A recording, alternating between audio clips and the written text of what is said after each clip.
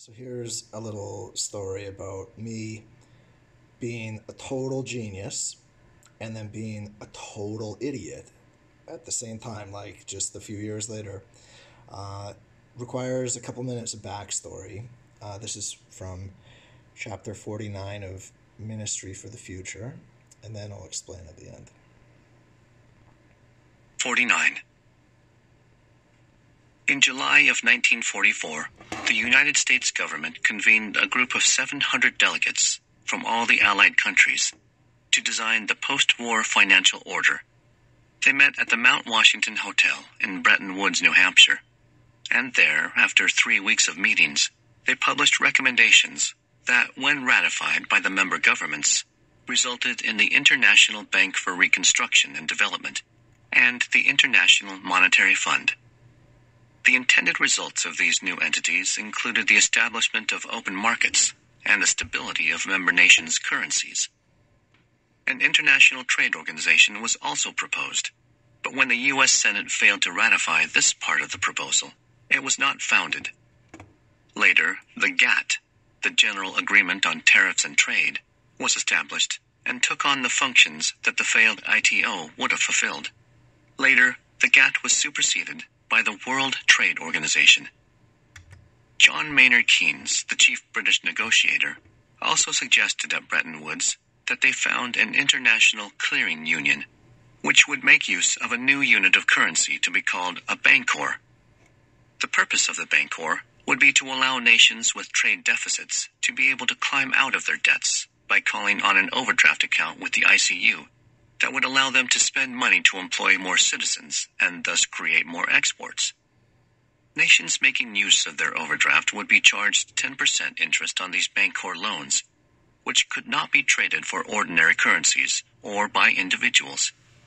Nations with large trade surpluses would also be charged 10% interest on these surpluses, and if their credit exceeded an allowed maximum at the end of the year, the excesses would be confiscated by the ICU. Keynes thus hoped to create an international balance of trade credit, which would keep countries from becoming either too poor or too wealthy. Harry Dexter White, the Assistant Secretary of the U.S. Treasury and the chief American negotiator, said of this plan, "We have taken the position of absolutely no.